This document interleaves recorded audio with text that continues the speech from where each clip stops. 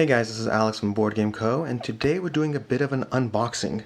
I don't yet know what's in this box, but I do believe I know, just because it's from Quartermaster Logistics, and I believe I only have one current game from Quartermaster Logistics coming at the moment. So let's see what this one is. It's been a while since my last unboxing, and sure enough, this is what I thought it was, albeit a bit upside down. So let's take this out and see where we go from here. So this is Monumental. Monumental is from amongst the earlier Kickstarters I've backed in terms of my Kickstarter habit, the negative addiction that has begun. Let's see what's in here. This is a Monumental poster set tube. No idea what this is. Let's find out. I mean, well, it's posters, I imagine, but I don't know more than that. I don't remember this being a thing. So let's see if I can take this out without ruining everything here. Does not look, there we go. Okay. I mean, it looks like a set of posters, I imagine. I don't remember this from the Kickstarter, but they look nice-ish, I guess. I don't really know what I would do with a bunch of posters, but we'll see. We'll put these off to the side and we'll figure out what to do with these later, because this is not really why I backed this product. Don't get me wrong, I'm not against the posters. No problems with the posters whatsoever. Totally happy to have them, just not why I backed them. So here we have some Monumental punch board. Looks like a fix. I don't know what for yet. We'll come back to that. Quartermaster Logistics. See something wrong? Very nice of them. Excellent. Okay, let's do the expansion box first, or the base game. Let's do the base game box first. So let's go ahead and go through this. Monumental is an interesting game. It's one of those games that I'm not yet sure whether I made a mistake backing it. It's a deck building 4X game, which I love deck building, and I love 4X. So I kind of thought at the time that that might work well together, but after the fact, I wondered whether perhaps they were biting off more than they could chew, and I, as a backer, am inherently part of the they in that equation. So let's see what we got here. We got a rulebook, which is not that surprising. Most games have rulebooks nowadays. It's considered best practice for games to come with rulebooks, fortunately. I mean, I like the, first of all, page count. That's a big one offhand for me. 14 pages. Not bad, all things considered. 14 pages does have examples. I like examples in games. Barbarian's Total Defense. It has a few examples, nothing crazy, but it does not look like hard reading. This looks like pretty easy reading, all things considered. Granted, this is my judgment call based off of, all of 30 seconds of flipping through it, but it looks pretty decently done at a glance, and at a glance is all that really matters in today's day and age, really. So, oh, hey, look at that. Look at that. I talked about examples, and I don't know if this is examples, actually. This looks like scenario setups. Oh, scenario setups, okay. I can deal with that. A whole book devoted to scenario setups. I appreciate that. And the Civilization Manual, which covers the various civilizations and some details about gameplay and history. All in all, not bad. I will happily take those. What do we have here? Okay, so we got the miniatures. We'll come to those last. Well, not last, but we'll see. Okay. These are the punch boards. Punch boards tend to not be anything special. I was wondering, I guess the one-time punch boards are special is when you clearly have a level of premiumness to the thickness of the components. In this case, I can tell you already from feeling it, there is no such premiumness. Don't get me wrong, not a bad thing. Not all games have to have super thick tokens, but it certainly is nice when components are nice and thick. This is pretty decent. Nothing wrong with it. Not super thick, but nothing wrong with it either. It's a completely normal punch board. I will go through the process of punching these out later, but just as a glance, I'll punch out one of these now, apparently. I mean, the art is gorgeous, which I already knew, thankfully. The tiles, pretty basic, pretty simple. Hagia Sophia, nothing, same the back and front, totally fine there. Oh, these are different on the back and the front, but it's a normal punch board, nothing special. Another normal punch board, looks like a bunch of unit markers of some sort. Maybe I'll know more once I read the rulebook. And then this is the one. Let's see. Look at this. So this, I don't know if there's anything special here or just more. It says fix. I don't know what the fix is for, but hey, it's more tokens. Can't be that much of a bad thing. It's fine. We'll add those there. And then from here we have the main attraction. Okay, the main attraction is over here. Let's see if these need to be taken off with tape. Yep, we got some tape coming off. Okay, that's that side. So these miniatures were definitely very, very attractive. Plain, well done, nothing crazy, nothing over the top. At least in the Kickstarter page, they looked very well done. Just, again, plain and simple. No crazy sculpts, nothing absolutely amazing. Just decent miniatures. Okay. Okay, sorry for all the tape delay. Hopefully the result will be worth it. Okay, almost done here. Okie dokes.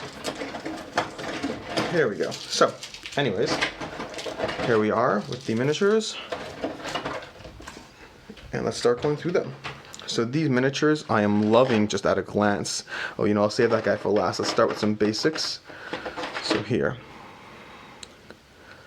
That is a very, very nice miniature. Again, it's nothing incredible. It's nice. It's got a level of detail. Let's see if we can get a few of these lined up. Maybe one of these guys, one of these guys. I don't want to take them all out. But look at these guys. Very nice miniatures. My kids will have a blast playing with these. Something I've talked about in other videos, but my kids generally like my miniature games a lot, and they've broken few enough that I let them continue to play with them. But we just got some nice miniatures. Now let's take a look at one of these bosses. So there's three types of miniatures to begin with. There's the regular unit sculpts. Let's take a specific clan and see if we can pick a clan. So here, I don't know which one's which, but let's pretend it's this one, and who knows, this one. So you have, for each thing, you have, I think I took two of the wrong one. Either way, you have leaders, which are significantly bigger. Here, I'll go through each of the leaders one at a time here. Give me a second. So here's this leader. There's leaders, there's scouts, and there's warriors. So here. It's a very, very well done miniature.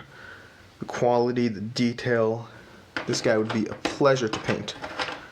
Not that I paint nearly enough. I've painted a grand total of like 30 miniatures for my gaming, because I got into painting back in my Warhammer days. I used to paint, and I got back into it for miniature games, but then I play them and create videos rather than actually painting. There's only so much time we have in our lives, and we have to pick what we want to do with that time. Mostly board games, that's the answer. But look at these guys. They're very, very, very nice. I'm just pretty happy with the miniatures. It's always a bit of a toss-up when you back a game, hoping for the best, preparing for the worst. But this is not a letdown as far as miniatures. For gameplay, I will have to let you know in a few weeks, I guess, or as soon as I can get this to the table. Something I've talked about in other videos is I try to get Kickstarter games to the table as fast as possible, because if it's not my kind of game, you want to kind of capitalize on the market while it's hot.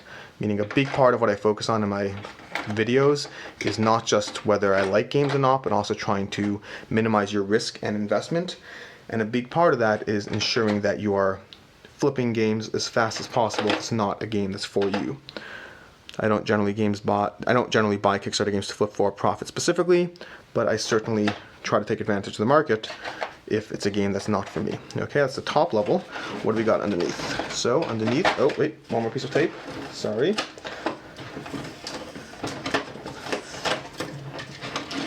Okay. Okie doke. So what do we have underneath here? We have underneath here, well, more miniatures. What are these? Oh yeah, these are the Kickstarter extras. Okay.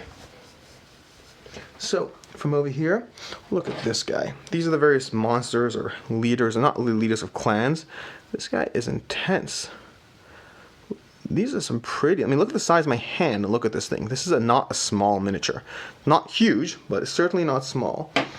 What else do we have here? We have a Kraken-ish creature. Sorry, focusing issues. Look at that boat. That boat is being swallowed by the Kraken. This is very, very nice. The level of detail is just very well done. I feel games are constantly upping their standard. Yes, I know, in previous videos I have complained, but it depends on the game. These minis are very up my alley. I apologize to anyone who's offended that others weren't, or perhaps maybe it's just the way I did the video. Maybe I was just too critical. I've definitely seen other YouTubers' videos where I thought they were super critical, so maybe I just came across as too critical in other videos, but no worries here. This is all good news. I'm just picking, you know, let's look at this Joan of Arc miniature.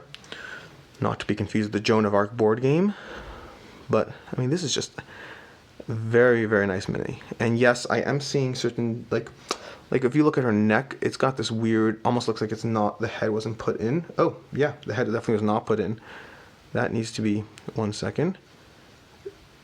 Yeah, her head is loose. Straight up loose. Looks like it's falling off, which is why it didn't look put in. I'll have to put some glue there.